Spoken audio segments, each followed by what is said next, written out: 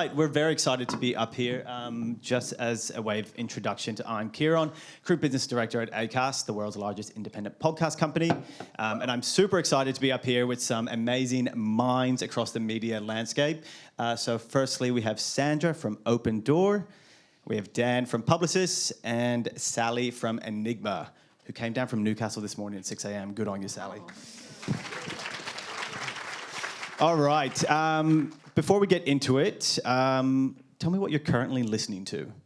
This is a funny one. This morning, as I was getting ready to come here, I was listening to an audiobook on Audible, the Jamie Lang book, and then I needed some hype to get ready for this panel, and so I was listening to some music, a bit of a Eye of the Tiger. Ooh, I like so it. Yeah, mixing a few different formats this morning, and it tends to be a trend for me.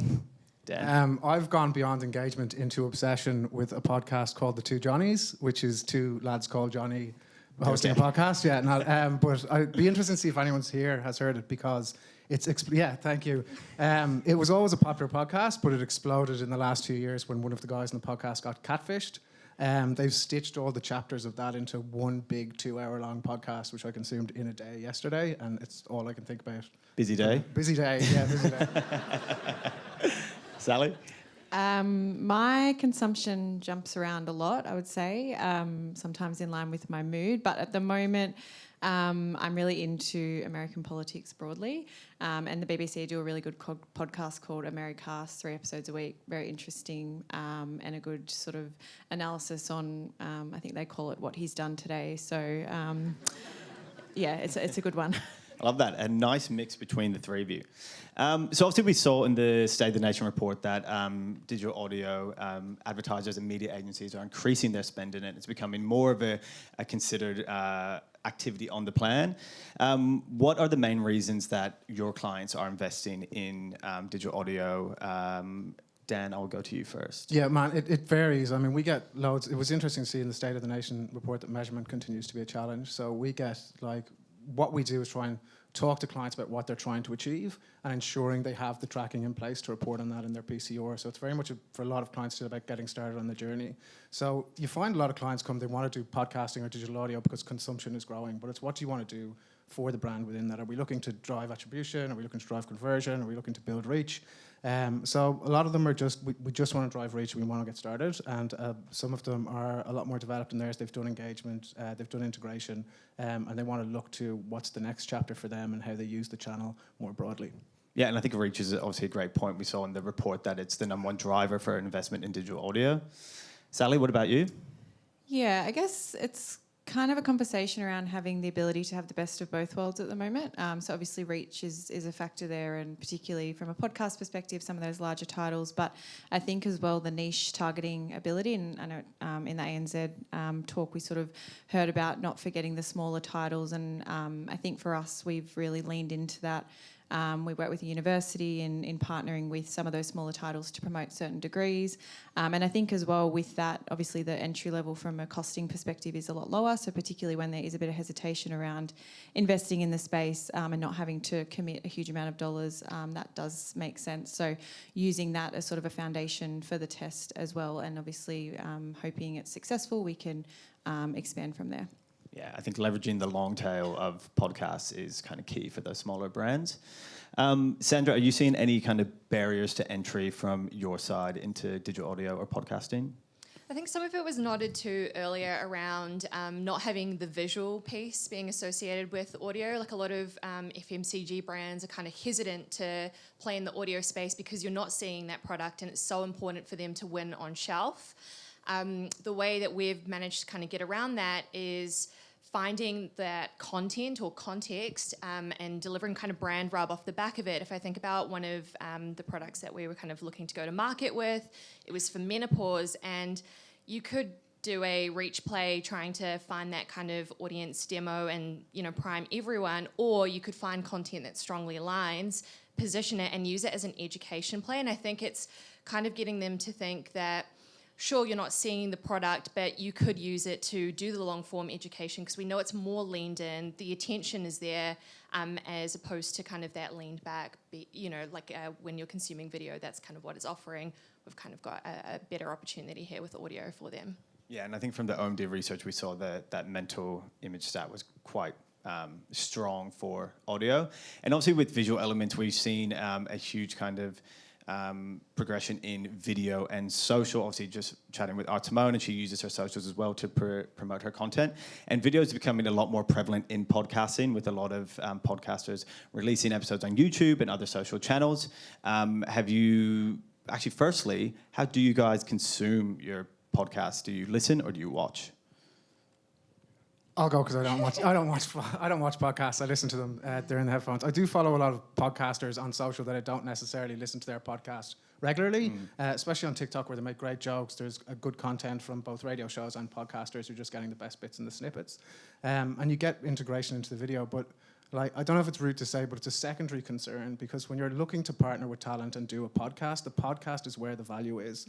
I mean, the two Johnnies one I listened to yesterday was 2 hours. It had one host read mid-roll. There was no one competing with my intention, whereas when you introduce something to social, it's there and it's gone in a second. So the podcast kind of stays with the talent. It's their core fans. You can be confident of the reach and frequency you're going to get off the episode because you have that data. So I think the focus should be on what the podcasters are doing in podcasts. And if there's a great idea of how to extend that into social, that's brilliant. But don't look for what's the social extension if it doesn't necessarily need one. I do think there are some cunning ways that we are seeing brands play in the two. The one I saw recently was from Prime Video with Big Small Talk, where it was pure audio. They were simply discussing the brand and like what they were watching, but the video version, they had branded mics in a branded studio, and it was a nice way to kind of put the brand out as well as kind of tap into audio. And again, what that show talks about was very authentic to what the campaign needed to do. Entertainment brands seem to do that well, of going like, here's the extension and how it works, and we're doing it because it works, not because we need social as well. Yeah, and I think the whole notion of podcasters becoming influencers, I think, is a really interesting space. And I think using the election or the US election from last year as sort of an example of, I guess, the influence that some of these podcasters, probably more so on an international scale. I don't think we have sort of comparable talent in this market quite yet, but the sheer influence that these people are having on big issues like this in society, obviously it does, it's exciting for brands around sort of the influence that they can have around promoting your brand. But when you think about it from a societal issue perspective, it is a little bit terrifying. And even just using the Joe Rogan example from the Trump election and sort of his influence and what his endorsement did to that campaign. And I guess more broadly as well, the role that podcasting had in the sort of media strategy for the candidates. And it'll be interesting to see, I guess, how that translates locally. I know Gay mentioned hearing the election advertising already, but it's, I guess, how are the candidates actually leveraging the talent to make their campaign. And I know last week, I think Anthony Albanese was on Abby Chatfield's podcast, so we're starting to see glimpses of that. But I think it's an interesting space around the influence that these people have, in that they started from podcasting, and I guess there is probably a bit of a sentiment or, people thinking that because of that, they probably have a little bit more credibility and trust than your traditional influencers. And I think that sort of helped build the level of influence that they do have. Yeah, I think podcasters were OG influencers, right? And because they're in such a high trusted and engaged environment, that their listeners are just so dedicated and passionate. Is there any other things that you've seen across the audio ad space that have changed over the last 12 months that you'd like to highlight? I'll go to Dan. In the last 12 months especially, we've seen a refocus on creative, and you saw that in the OMD, and it was great to see Andy, if he's still here, can't see him. Andy's example of just how you go to the podcast ranker and do it, what sounds really simple, but is hard to execute, of going to the podcast ranker, finding the right environment, listen to that podcast, and then doing good creative within that podcast will drive an outcome for you. I think in the last 12 months, it's really been about tracking those outcomes and getting good creative. So getting good creative, putting it in the right place, and tracking what you're doing. Because when you look at the amount of data I look at every day, it's don't underestimate a humble spot done well and well placed, but also the power of host reads and how they can drive engagement and business results for clients. So I've definitely seen a lot of innovation and tech come through from all of the kind of partners in terms of the capabilities around kind of some of the pieces that our clients always challenge us on around like measurement and also targeting. And I think the more that we as advertisers start to spend in that space, the better it's going to be, and it's going to offer us the opportunity to kind of have more holistic overview of all audio. I would say I'd urge more brands to kind of try and tap into that, because for one of our clients, we had a campaign that ran over a whole year. At the start, we kind of found genres or contexts that we were going to advertise in that we thought were going to work really hard, kind of like those big shows. And actually, we whittled it down to 3 genres that were working the hardest, and then started tailoring what products went into them. And the results off the back of that were going from like a attribution conversion measurement of 3.22% to 5.55. So having that testing and taking our clients on the journey and telling them that there is the audience there. There's like 48% of Australians listening to podcasts. Means that, you know, there is a high value person, a purchaser of your product to tap into. Definitely. Sally, any points on that? Yeah, I guess building on the conversations with partners, I've noticed, particularly in the last sort of 12 to 18 months, a real push, more so from the traditional commercial radio networks, in including digital in the buys. So I guess challenging the brief a little bit that they're getting from us, and making it, I guess, a bit more of a staple inclusion in an audio buy, which is good for us and obviously challenges us and challenges the client where potentially it wasn't thought of. But then I think it also increases appetite, because you're obviously talking about it more, building a business case to why we should include it, and then obviously doing more of it to have a testing base of why we should continue to invest. Yeah, and I think what we saw from the report as well, that one of the key drivers was that digital audio is a great complementary channel to broadcast radio or any other channels out there, so it does make sense to have it in your media mix.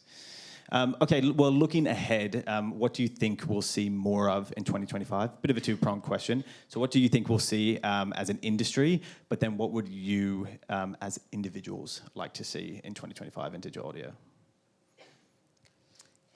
You go first. I think it's always between the two of us. You need to be sitting close to Sally. Do you know what? Actually, I'm going to throw it to you as the first. You go. Okay, I'll go.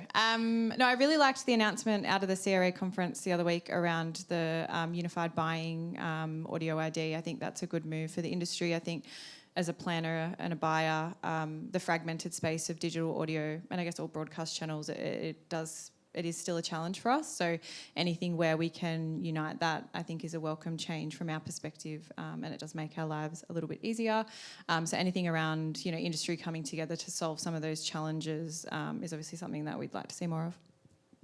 Yeah, I think that hits the nail on the head. It's industry collaboration, because when you look at tools and platforms now, they're all separate or they cover bits of it. So you're asking marketing teams and media agencies to go through platform A to get data A, platform B, then export that to Excel, look at this, interrogate it that way.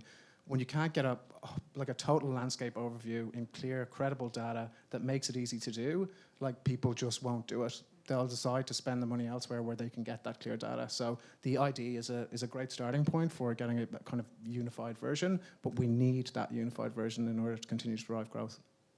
A little bit of a different one, but like I said, as we're seeing more brands kind of tap into the audio space and do it more often, I think the importance of sonic branding is going to come through a lot more. It was something that was talked about when I first started in media like 10 years ago, and now that audio has proliferated into all these different channels, I think it's really important to have that one consistent brand.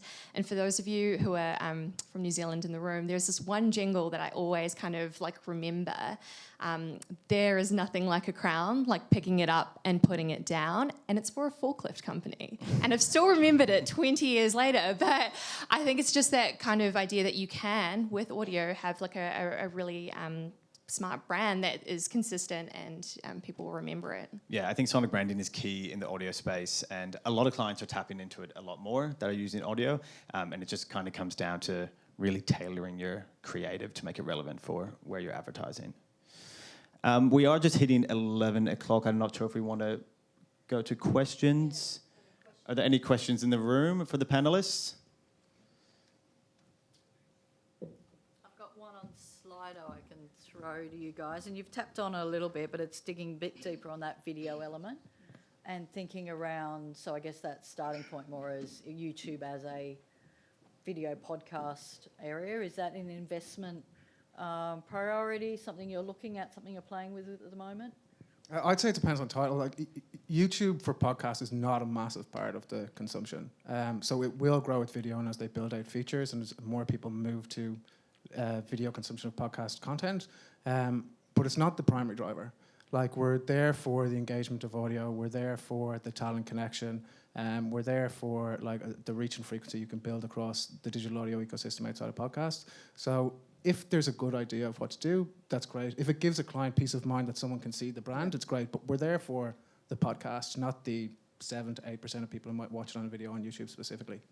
Yeah, I'd say it is becoming an area of interest, but you have to find the right campaign and think of all of the different touch points, because although video is becoming a prominent way to kind of consume podcasts now, there are so many more touch points that these podcasters have. Like, you look at the events that they're putting out in market, you look at the books, like we just heard from Art Simone. So I think there are several touch points, and it all comes back to they have this powerful influence over a community of people who are all like-minded, willing to listen and tune in. And I think that that's something that we want to kind of tap into more. And that case study from ANZ really speaks to that as well. Awesome. Got time for one question from the audience? I think with like the concept of video and social becoming a larger portion of this audio space, then it turns into an influencer marketing strategy rather than audio.